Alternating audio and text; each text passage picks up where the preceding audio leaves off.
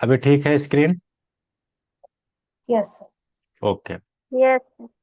चलिए, now we will start the question session. तो आपके समक्ष है क्वेश्चन नंबर 51। 51 क्वेश्चन नंबर है कि औपचारिक शिक्षा के लिए निम्नलिखित में से कौन सा सही नहीं है। औपचारिक मतलब होता है अनऑफिशियल। अनऑफिशियल मतलब एक होता है अनौपचारिक, होता है एक होता है औपचारिक होता है। तो यहाँ पे लिखा है औपचारिक मतलब ऑफिशियल, जैसे कि हम पढ़ा रहे हैं, हम आपसे आप कह रहे हैं। ठीक। तो क्या है कि जब औपचारिक यानी कि फॉर्मल लर्निंग होता है तो इनमें से कौन सा सही नहीं है। तो कौन सा सही हो जाएगा? एक पूर्णकालिक शैक्षिक मार्ग है, संरचित योजनाबद्ध सुविधा, कौशल और क्षमताएं, डिप्लोमा और डिग्री।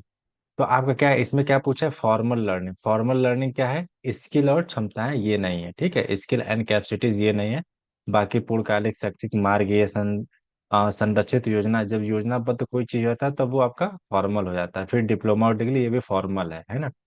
नेक्स्ट क्वेश्चन, निम्नलिखित में से कौन अनौपचारिक शिक्षा से संबंधित? अनौपचारिक मतलब क्या होता है? इनफॉर्मल। इनफॉर्मल मतलब क्या होता है कि जैसे अभी जब हम लोग एज ए, अगर मान लीजिए ग्राउंड में है, असेंबली में है, तो हम लोग प्रॉपर सिस्टमेटिक वे में बात करेंगे। और फिर मान लीजिए कोई ग्रुप है तो हम किसी भी तरीके का कोई भी बात कर सकते हैं। इधर पे क्या दिया है कि अनौपचारिक शिक्षा से संबंधित है। तो क्या संबंधित है आपका? तो हो जाएगा स्कूल कॉलेज और विद्यालय। ये क्या है? आपका इनफॉर्मल लर्निंग है। क्या ये सही है? जानबूझकर स्वनिर्देश शिक्षा, असंरक्षित। ठीक है। ठीक, तो ये आपका कॉलेज, स्कूल कॉलेज और विद्यालय क्या है? ये आपका फॉर्मल एजुकेशन में आता है, ना कि इनफॉर्मल। और बाकी जितना भी आप देखेंगे आपको जो दिख रहा है, ये ए और बी और डी, इसमें आप देखेंगे कि ये क्या है? इनफॉर्मल लर्निंग है।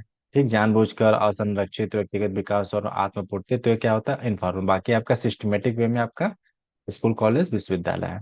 आवाज स्क्रीन प्रॉपर है, बताइए। Yes yes. Sir. Okay. Yes शिक्षक सर। शिक्षक का सबसे महत्वपूर्ण कार्य क्या होता है? शिक्षक का सबसे महत्वपूर्ण most important work of teacher. तो टीचर का यही वर्क होता है कि शिक्षण कार्य को व्यवस्थित करने के लिए, यानी कि ऑर्गेनाइज टीचिंग वर्क आपका करेक्ट हो जाएगा। अगला प्रश्न है कि सेवाकालीन शिक्षक प्रशिक्षक को और अधिक प्रभावी बनाया जा सकता है। ठीक, सेवाकालीन मतलब होता है इन सर्विस। तो इसका क्या आंसर? डायरेक्ट आंसर पे चलते हैं कि प्रशिक्षण अनुवर्ती प्रतिक्रियाओं का अभ्यास, यानी कि practising teaching follow up producer आपका करेक्ट हो जाएगा। तो ये क्या अधिक प्रभावी बनाया जा सकता है। अगला प्रश्न देखिए, बालिका शिक्षक को प्राथमिकता दी जानी चाहिए क्योंकि, इसकी बात कर रहा है बालिका के बाद टू गर्ल्स की एजुकेशन की बात कही जा रही है। तो इसमें क्या हो जाएगा? अगर इसमें अतीत, इसमें प्राथमिकता दी जानी चाहिए क्योंकि, इसमें अतीत में लड़कों के पक्ष में लड़कियां के साथ बुरी तरीके से भेदभाव किया जाता है। इस वजह से उन्हें क्या देना चाहिए? प्राथमिकता देना चाहिए। तो ऑप्शन आपका सी करेक्ट हो जाएगा। अगला प्रश्न देखिए, पाठ पाठचर्या संबंधित गतिविधियां के आयोजन की जिम्मेदारी किसके पास रखी जानी चाहिए? किसके पास होनी चाहिए? तो एज ए प्रिंसिपल। प्रिंसिपल जो आपके स्कूल का सर्वे सर्वा होता है, कोई भी प्लानिंग हो रही, कोई भी रिस्पॉन्सिबिलिटीज हो रही, कोई भी कैरिकुलम एक्टिविटीज हो रही, तो you can go the principal room और principal office that and decide and take any action, या फिर प्लान कह सकते हैं। अगला देखिए, अनुभवी शिक्षकों को किसी विषय की विस्तृत पाठ योजना की आवश्यकता नहीं होती है। इसके अनुभवी शिक्षक जो है, तो जो अनुभव होते हैं वे खुद को संक्षिप्त रूपरेखा से लेस कर सकते हैं क्योंकि वे अनुभव के माध्यम से इनमें विशेषज्ञता हासिल करते हैं। That is the correct answer, option D. अगला प्रश्न देखिए, स्कूल में छात्रों के लिए एक समयबद्ध प्रशिक्षण कार्यक्रम लागू किया जाना चाहिए ताकि, क्या हो सकता है ताकि, एक मिनट ऐड कर दो, ताकि परिणामों से प्रतिक्रियाओं के आधार पर उपचारक, क्या है, उप उपचारितात्मक कार्यक्रम को अपनाया जा सकता है। तो ऑप्शन डी हो जाएगा।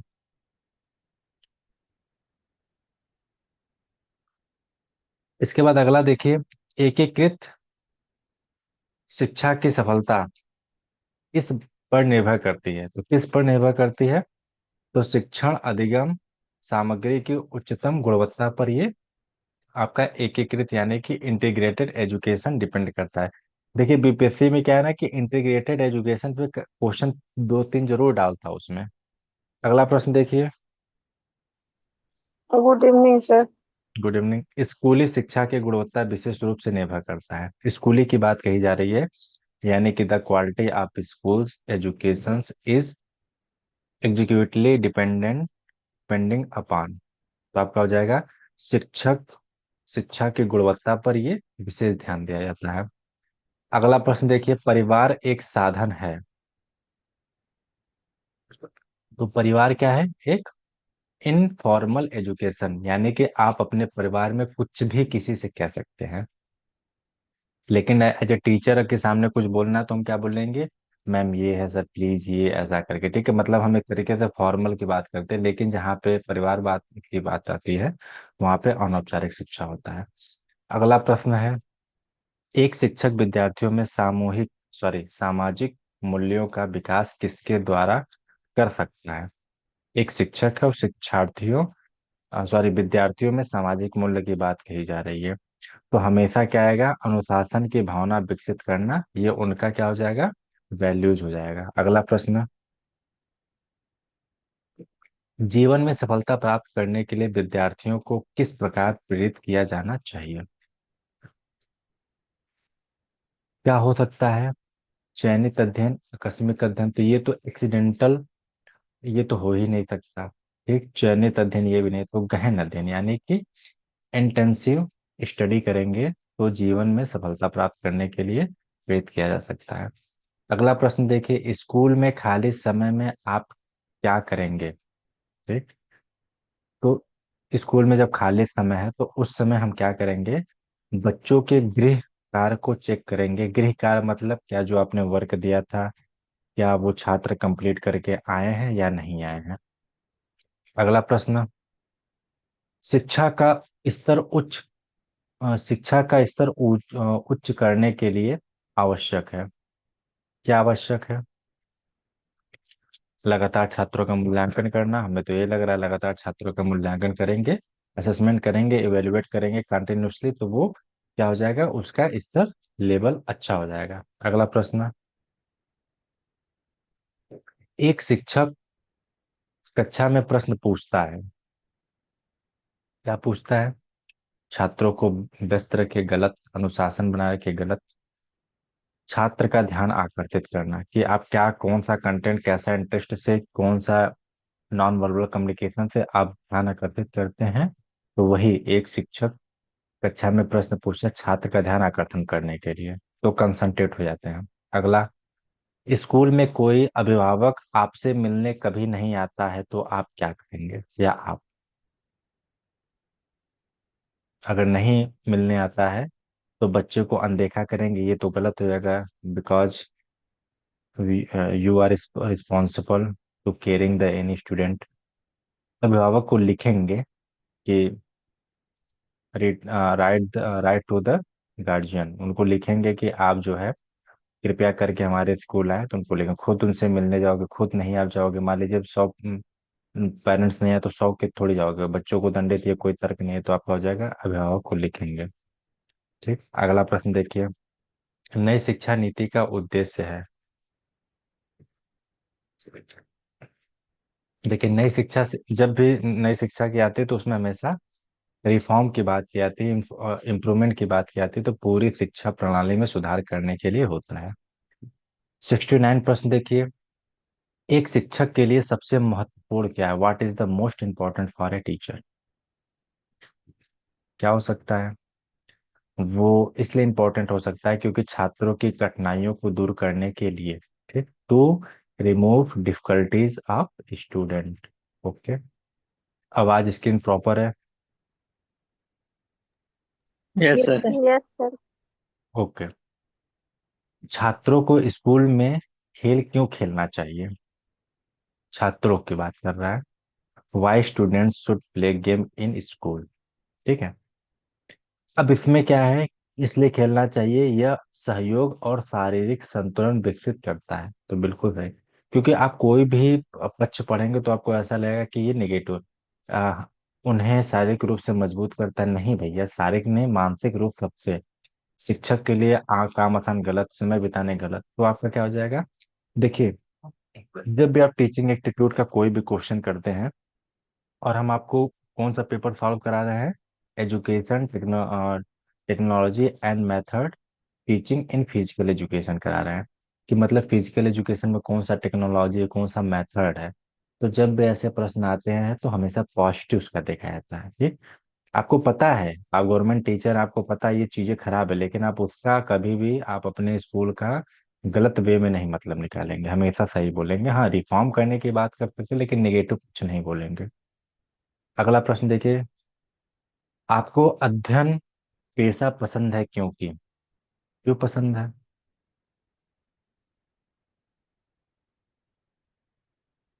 क्योंकि आप इनमें रुचि रखते हैं।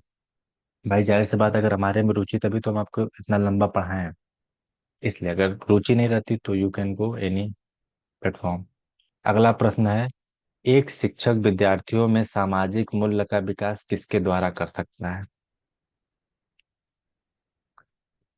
तो आदर्श व्यवहार करना। ठीक है, तो एक शिक्षक विद्यार्थियों में सामाजिक मूल्य का विकास किसके द्वारा, तो बिहेवियर आइडियलिज्म में, मतलब कि आइडिया से किया जा सकता है। अगला क्या है, लगता है छात्र। बी वाला, बी नहीं है। देखिए यहाँ पे क्या है ना, मूल्य के इथिक्स की बात है। अगर इथिक्स की बात आती है तो भावना की बात नहीं आती है। मतलब आपका मूल्य क्या है, समझिएगा। आपका मूल्य है कि आप ये समाज में झूठ ना बोलें। ठीक, कब और उसमें बोला बोला जाता है ना, हमने योग में 5 चरण होते हैं, यम नियम। नियम में क्या होते हैं, यम में 100 संतोष तप होते हैं, और उसमें नियम में क्या होते हैं कि अपर्याप्त में चोरी न करना, फिर इसके बाद स्वाध्याय, मतलब जो भी होगा। तो उसमें वो एक मूल्य, आपका इथिक्स है। ठीक है, वैल्यूज है कि आपको समाज में तो आप झूठ नहीं बोलोगे, तो भावना पे थोड़ी बात चलता है। वो आदर्श पे होता है ना, आदर्श व्यवहार आपका क्या है। आदर्श, वो भी सही। आपको किसी को रिस्पेक्ट करना है तो उसमें भावना थोड़ी आएगी, उसमें आदर्श आएगा व्यवहार ना, तो इसमें सी हो जाएगा। छात्र की अनुपस्थिति के आदत के संदर्भ में, इसमें क्या है, in contact of the habits of absentments of student. अनुपस्थिति में आदत का संदर्भ क्या है, तो इसमें यही होगा कि ऑप्शन, हम तो बी मारते हैं, बी सही है। शिक्षकों को इसके एक गंभीर समस्या के रूप में लेना चाहिए। क्यों, क्योंकि छात्रों की अनुपस्थिति की आदत, मतलब ऐसे छात्र जो अनुपस्थित हैं, उनके मतलब स्कूल जाने की उनको आदत नहीं है। तो अब क्या करेंगे, शिक्षक को इसे एक गंभीर समस्या के रूप में लेना चाहिए। क्यों, क्योंकि भाई जाहिर सी बात, हो सकता है टीचर का इंटरेस्ट ना हो, टीचर इतना खूंखार हो अपना बनाया बिहेवियर, या मारता हो या कुछ भी ध्यान नहीं देता हो, तो सी करेक्ट रहेगा। बी आप कह रहे हैं स्कूल के अधिकारियों को उनके खिलाफ, स्कूल के अनुशासन के अनुसार, ये गलत है, नेगेटिव पक्ष आपको नहीं सोचना है। ठीक है, अगला देखिए, विद्यार्थियों के गृह कार्य की जांच करने की सर्वोत्तम विधि है। कौन सी विधि हो सकती है सर्वोत्तम, तो to check them with the help of specimen answer. ठीक है, तब नमूना उत्तर की सहायता से उनकी जांच करने के लिए, ये क्या होता है, गृह कार्य की जांच करने के लिए सही होता है। अगला है, स्कूलों में छात्रों के लिए एक समयबद्ध परीक्षण कार्यक्रम लागू किया जाना चाहिए, ताकि परिणामों से प्रतिक्रियाओं के आधार पर उपचारात्मक कार्यक्रम को अपनाया जा सकते हैं। Day is the correct answer. Next question, एक शिक्षक विद्यार्थियों को प्रेरित कर सकता है। कैसे प्रेरित कर सकता है, उदाहरण देके, कक्षा में भ्रमण करके, ये करके वो करके। तो मार्गदर्शन उपर्युक्त, करके। उपर्युक्त। अच्छा, आप मान लीजिए आप उसको प्राइज देंगे तो वो मोटिवेट नहीं होगा। तो सबसे क्या, होगा तो। एक शिक्षक विद्यार्थियों को प्रेरित कर सकता है उपर्युक्त, यानी कि सुटेबल प्राइज देके। अगर मान लीजिए आपके क्लास में 30 बच्चे हैं, आप सभी को प्रेरित कर रहे हैं बोल के कि तुम्हें पढ़ना चाहिए वरना तुम्हारा जीवन बर्बाद हो जाएगा, तुम हो सकता है आगे लेबरई करो वो करो, तो कितने बच्चे मोटिवेट होंगे? एक दो चार।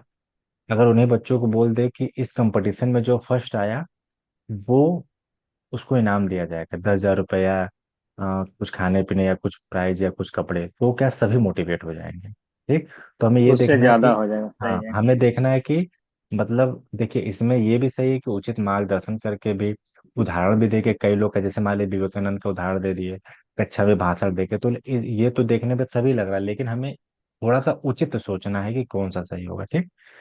अगला क्या है, शिक्षा की किंडरगार्टन प्रणाली में योगदान था, ये तो पता ही होगा, फ्रोबेल महोदय ने दिया था। ये ऑप्शन सी। अगला क्या है, यदि आप छात्र, यदि कोई छात्र आपको सम्मान नहीं देता है तो आप क्या करेंगे? बताइए, सोचिए,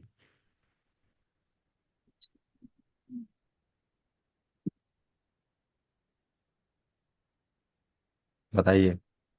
माता ये पिता के पास बात करेंगे। सम्मान नहीं देता है, हाँ, अगर मान लीजिए वो नहीं देता। माता पिता को भी नहीं सम्मान देता तो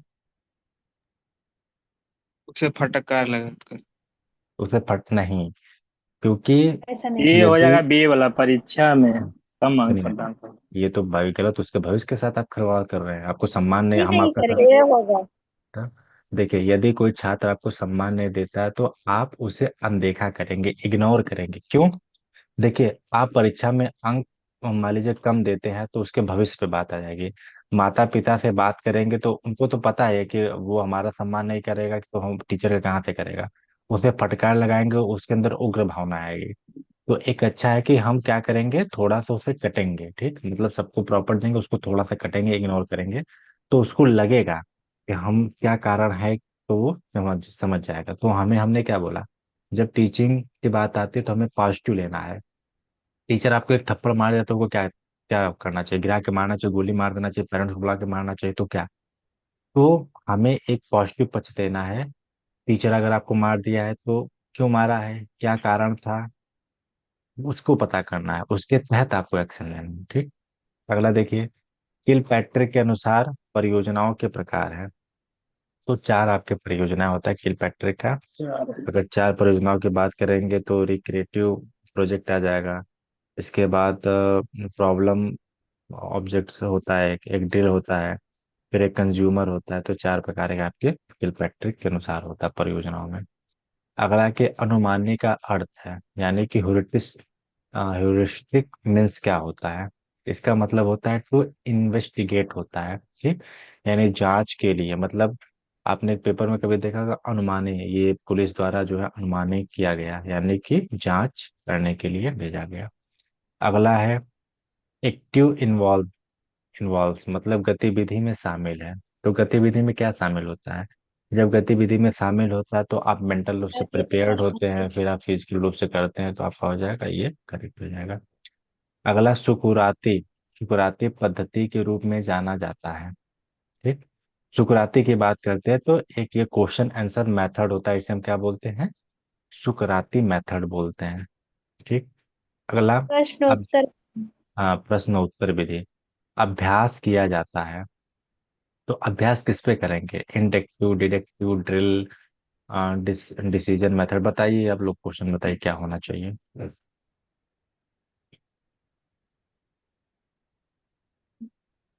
जल्दी बताइए। दिस अज्ञानात्मक विधि से होता है। ये बोलो मत। ये वाला, जिन्होंने ए दिया है, ये होगा। बिल्कुल ही, बिल्कुल ही गलत है। देखिए अभ्यास क्या आता है, तो ड्रिल होगा ना, practice, practice is made in drill. तो ड्रिल में तो प्रैक्टिस होता है, बाकी डिडक्टिव, इंडक्टिव, डिस्कशन इसमें नहीं होता, इसमें ड्रिल में होता है।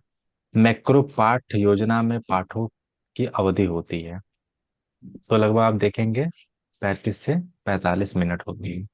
हम विशिष्ट से सामान्य की ओर बढ़ते हैं, यानी कि स्पेसिफिक टू जनरल, क्योंकि हमेशा लर्निंग किस में होता है, general to specific, G G to S होता है।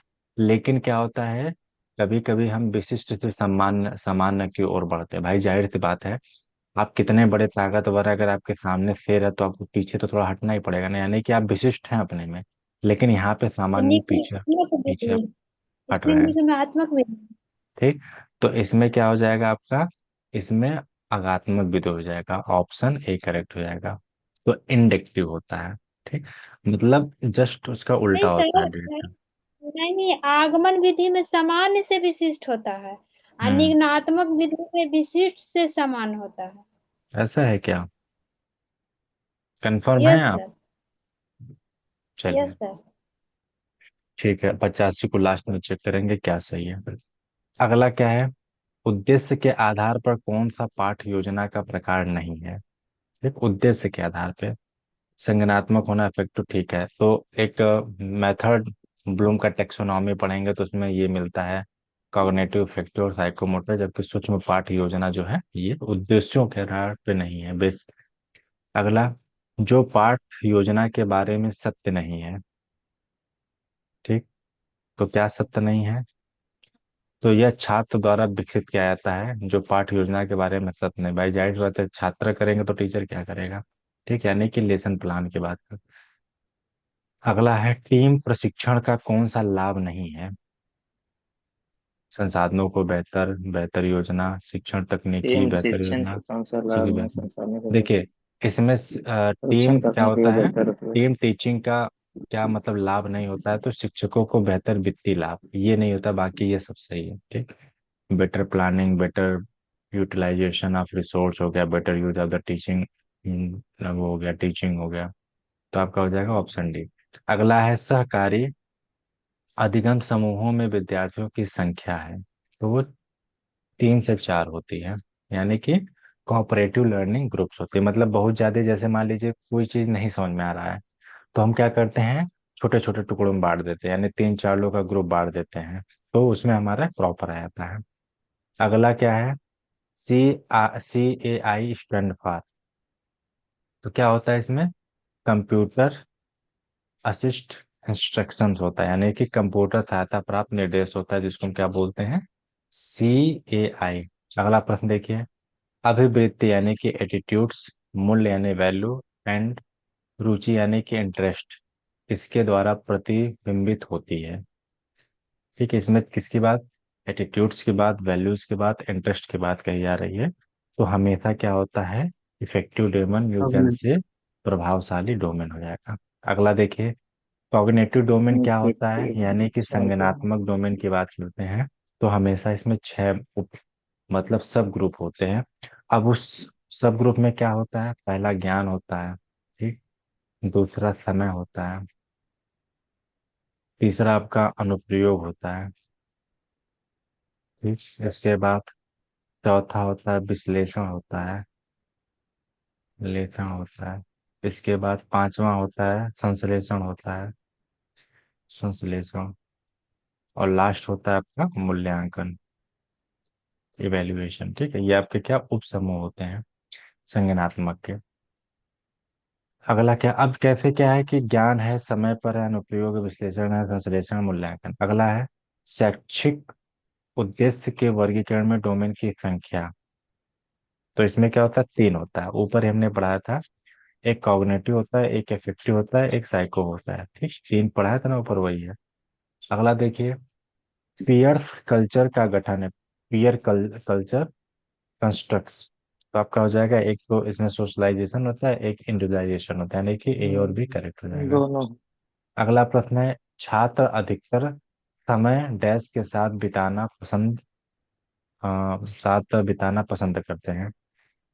तो बताइए, इसमें ये तो नॉलेज वाली बात है, किसमें पसंद करेंगे, क्या आप लोग आंसर दे रहे हैं इसका।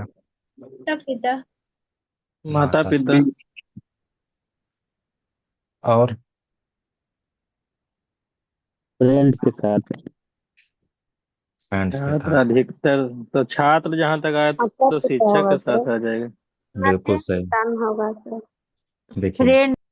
हाँ फ्रेंड, देखिए छात्र अधिकतर समय किसके साथ बिताते हैं, तो आपको हो जाएंगे ये आपके साथियों द्वारा बिताएंगे, यानी कि पीयर्स के साथ। तो जाहिर सी बात है, अब जब एक समय आता है, एक समय आता है जब बच्चा क्या करता है, 7 से लेके 2 बजे तक रहता है स्कूल में, तो वो हमेशा साथियों के साथ तो मैक्सिमम बिताता है। टीचर तो 1 घंटा आता बदलता रहता है ना, क्लास ले रहा है। ठीक। तो आपका हो जाएगा साथियों के साथ। तो मतलब कि सबसे अधिकतर समय बिताता है। अगला है टीम शिक्षण में अंतर्निहित परिकल्पना है, यानी कि the hypothesis underlying team teaching is. क्या होगा? स्कूल में सर्वश्रेष्ठ शिक्षकों को अधिक छात्रों द्वारा साझा किया जाना आपका हो जाएगा, करेक्ट हो जाएगा। ठीक है, तो ये हो जाएगा अंतर्निहित परिकल्पना है। अगला है कौन से टेली कॉन्फ्रेंस के प्रकार नहीं है? कॉन्फ्रेंसिंग, टेली कॉन्फ्रेंसिंग के प्रकार नहीं है। क्या हो सकता है? ऑडियो हो सकता, नहीं हो सर सकता। वीडियो है, वीडियो नहीं हो सकता। तो tele, TV tele conference TV रहेगा। ठीक है। टीवी टीवी टीबी के फुल फॉर्म क्या होता है? बताइए, कोई जाने क्या होता है टीबी का फुल फॉर्म? टीबी तो, टेलीविजन। हाँ, बहुत से टेलीविजन होता है। ठीक है, उसी को शॉर्ट फॉर्म में टीबी बोलते हैं। और टीबी एक होता है जो चेस्ट में, लंग्स में पानी रहता है, लेकिन जो एक टीबी होता है वो आपका कहाँ चला गया भैया?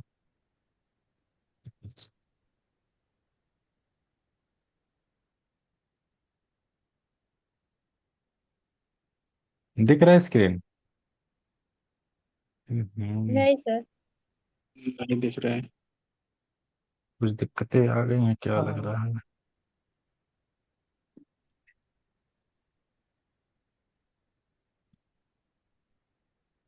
ठीक दिख रहा है सर, आप दिख रहे हैं ना। सब ठीक, दिख रहा ओके। ठीक, ओके। अगला क्या है? पदानुक्रम के उच्चतम स्तर हैं। पदानुक्रम यानी कि highest level of hierarchy is, तो क्या हो जाएगा आपका? मूल्यांकन। इवेल्युएशन हो जाएगा, मूल्यांकन। है। अगला है कौन? विद्यार्थी की श्रेणी के उद्देश्य में कुछ विशिष्टताओं के अनुसार प्रयोगशाला डिजाइन कर सकता है। तो आपका क्या संश्लेषण द्वारा कर सकता है? सिंथेसिस द्वारा। अगला क्या है? संज्ञानात्मक क्षेत्र में सीखने का निम्न स्तर है। क्या हो जाएगा? ज्ञान। ठीक है, ज्ञान। ज्ञान। The lower level of the learning is cognitive domain, तो आपका हमेशा नॉलेज पे ही होता है। इसके बाद आगे जब बढ़ेंगे जैसे जैसे, तो वो बढ़ता जाएगा। एक मिनट, माइक बंद करके बात करिए, रिकॉर्डिंग हो रहा है ना। चलिए, अब ये क्वेश्चन था 85 वाला ना, 88, 85। रुकिए एक minute. We move from specific to general इन।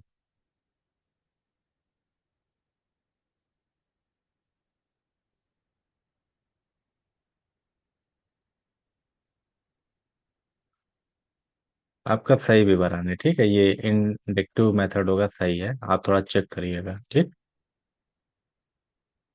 इसका आंसर सही है आपका, अग्नात्मक होगा। हम विशिष्ट से सामान्य की ओर जाते हैं तो आपका अग्नात्मक होगा। रुकिए, मैं डिफरेंस जरा पूछ लेता हूँ। What is the difference between specific and general? मतलब स्पेसिफिक और जनरल, ये पे इंतजार करेगा।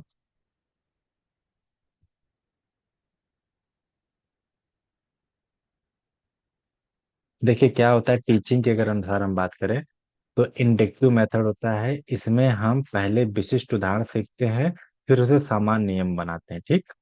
और दूसरा क्या है कि निगनात्मक में क्या होता है कि इसे हम सब पहले सामान्य नियम सीखते हैं, फिर उसे विशेष बनाते हैं। सपोज दैट, सुनिएगा, जैसे हमें एक प्लान करना है, जैसे समझिए, आवाज जा रहा है ना? Yes yes. सर। हेलो। ठीक, देखिए, ऐसे। जैसे सुनिए, देखिए हमने क्या, हमने पहले एक विशिष्ट चीज सोचा कि हमें जो है विपत्ति में नौकरी करना है। तो क्या होगा, एक विशिष्ट आपने सोच लिया। अब विशिष्ट को क्या करेंगे, सामान्य में तोड़ेंगे। हमें कैसे? हमें 8 घंटे पढ़ना पड़ेगा, हमें क्लास भी लेना पड़ेगा 2 घंटे, हमें एमसीक्यू भी करना पड़ेगा, एक सेट रोज करना पड़ेगा। फिर हमें जो सुबह शाम रिवीजन भी करना पड़ेगा। तो ये क्या है, हम पहले विशिष्ट की तरफ सोच लिए, फिर इसके बाद सामान्य की तरफ गए। ठीक। दूसरा क्या है कि अब हमें जैसे सीढ़ी है, ठीक है, सीढ़ी मतलब सीढ़ी, अब सीढ़ी पे क्या है कि चढ़ना है आपको। तो हम क्या करेंगे, डायरेक्ट यहाँ नहीं पहुंचेंगे, हम क्या करेंगे, स्टेप बाय स्टेप करेंगे, यानी कि सामान्य से विशिष्ट तक जाएंगे तब हम अपने लक्ष्य को प्राप्त करेंगे। ठीक, यही आपका पूरा क्लास था। 1 मिनट रुकिएगा।